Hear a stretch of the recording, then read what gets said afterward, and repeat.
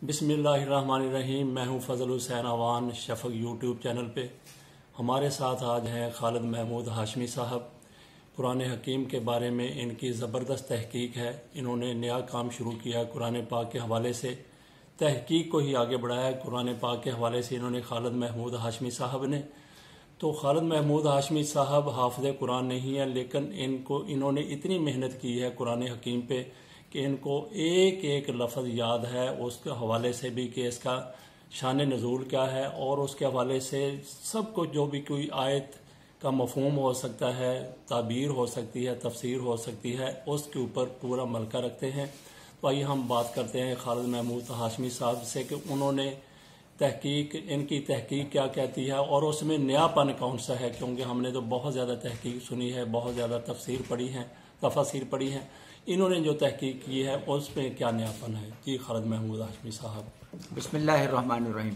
कुरान पाक का सबसे बड़ा एजाज़ ये है कि कोई भी शख्स इससे वाबस्ता हो जाएगा और अपनी ज़िंदगी का ख़ास हिस्सा उसमें सर्फ करेगा दिन और रात का, तो अल्लाह ताला ना उसे खुद ही फ़हम कुरान अता फरमाता है। वो अगर कुछ ना भी पढ़े, अगर किसी उस्ताद के पास ना भी बैठे, तो अल्लाह ताला ही उसके दिल में बहुत सारी चीज़ें रोज़ाना अलका फरमाता है और उसके मफाहिम को खुद समझाता है। यही बस कुरान पाक का मौजज़ा है।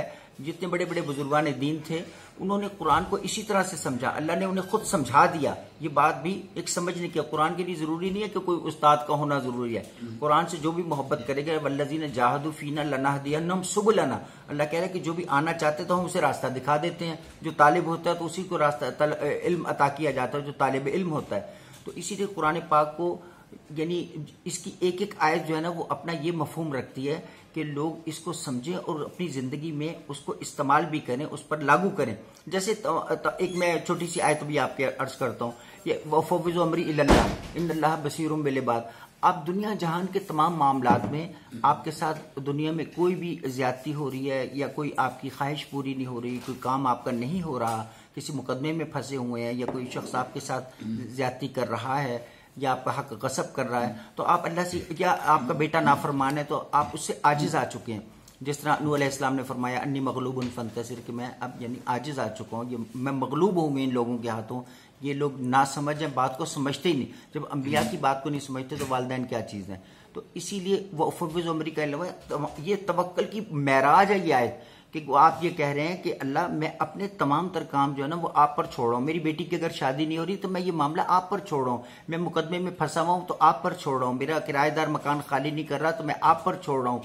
मेरी सेहत ठीक नहीं हो रही तो वो भी मैं आप पर छोड़ रहा हूँ। यानी दुनिया में जहाँ जहाँ रिश्ते उन्हें तंग कर रहे हैं किसी भी इंसान को, और वो समझता है कि मेरे साथ नाइंसाफियाँ हो रही हैं, फिरासत का हक नहीं मुझे मिल रहा, और दुनिया जहान में मुलाजमत की जगह पर भी उसके साथ ज्यादती हो रही है, उसकी प्रमोशन नहीं हो रही है, तो आप कह रहे हैं कि वफ़व्विज़ु मेरी अल्लाह, ये मैं काम आप पर छोड़ूं, मेरी औलाद के काम संवार दे, मेरे अपने काम संवार दे। इन्नल्लाह बसीरुम बिल इबाद। देखिए इसका मतलब यह है कि अल्लाह जो है ना बेशक अपने बंदों को देख रहा है। सिर्फ इसका ये मतलब नहीं है कि बंदों की शक्लें देख रहा है, वो तो सबसे वाकिफ है कि कौन खालिद महमूद हाशमी कौन है, फजल हुसैन अवान साहब कौन है।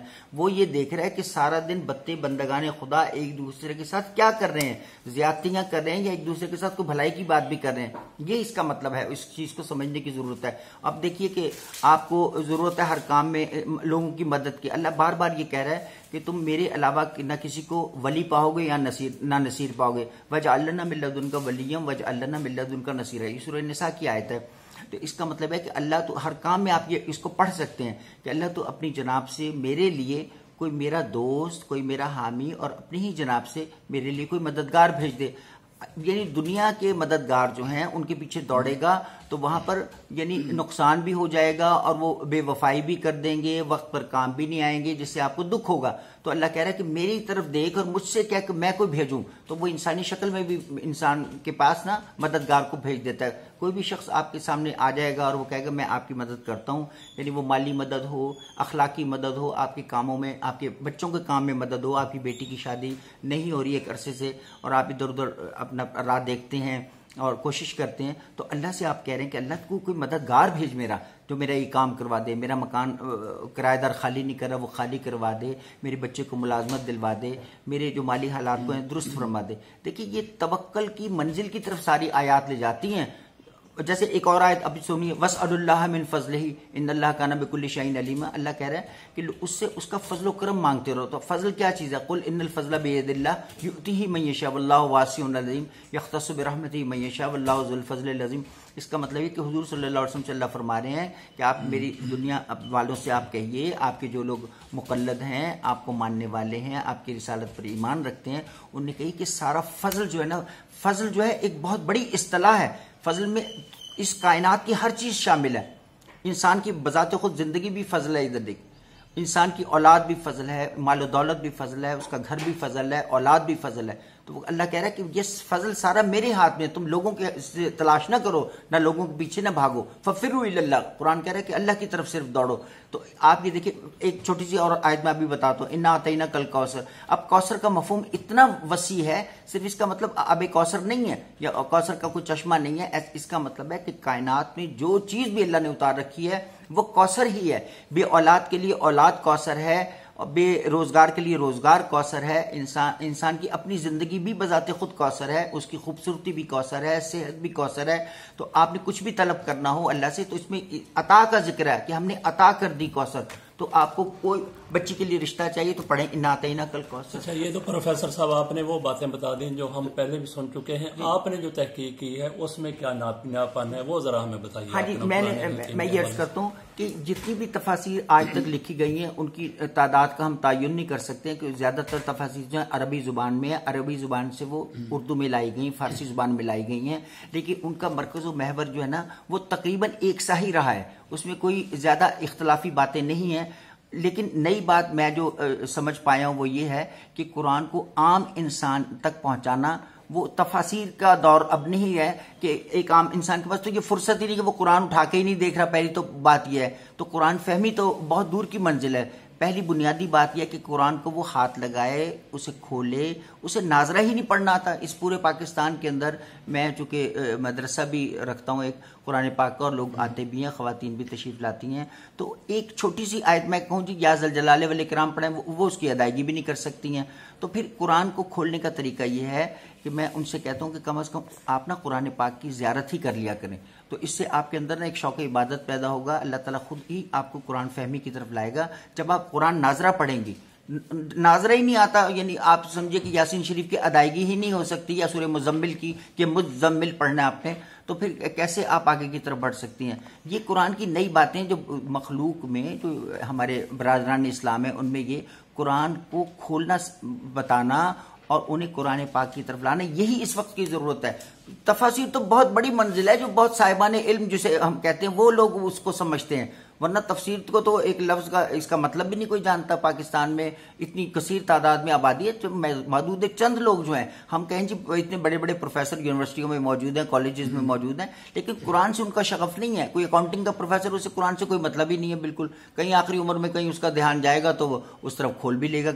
यानी बड़ी महदूद सी तादाद है, आटे में नमक के बराबर, तो जो इस तरफ रुजू कर रही है। तो हमें पहले मखलूक में, अपने गिरदो नवाब में लोगों को ना कुरान की तरफ खोल ही लिया करें, कम अज कम वो उसकी ज़ियारत कर, जैसे बाप के चेहरे को ज़ियारत कर लेना, काबतुल्लाह की तरफ देख लेना, ये ऐन इबादत है। तो कुरान को खोलना ही नहीं शुरू करे तो हम तो बड़ी लंबी बातें करते हैं उलमाए किराम के, जी समझना क्या यही चाहिए, तो वो खोल ही नहीं रहे तो समझेंगे क्या। जो आपने मिशन शुरू किया है उसमें आपको किस हद तक कामयाबी मिली है, तो किस हद तक आप इस तरीके से इसको आपका किस तरीके से आगे जी मैं अब आपसे अर्ज करता हूँ कि मेरा दारुल कुरान है, वो दरअसल बच्चियों का मदरसा है। तो वहाँ 3 दिन जो है मैं छोटा सा यानी कुरान फहमी पे गुफ्तगू कर लेता हूँ। उसमें ख़वातीन हज़रात तशरीफ़ ले आते हैं, तो उन्हें कोशिश ये करता हूँ कि कुरान को समझाने की कोशिश करूँ। वो अपने जैसे कोई मसाइल पेश करता है कि जी मैं बेरोज़गार हूँ, कोई कहता है जी मेरे साथ फलां ज़्यादती हुई हुई है, कोई शौहर की शिकायत कर रही है, कोई औरत की शिकायत कर रहा है। तो इस तरह दुनिया के समाजी जो मसाइल हैं ना, उनका हल कुरान से ही दिया जाता है, ताकि वो किसी बहाने से भी। आपकी बात हमें समझ आ गई कि आप कुरान हकीम को जिस तरीके से आप तहकीक कर रहे हैं, जिस तरीके से आप एक मिशन को लेके आगे चल रहे हैं,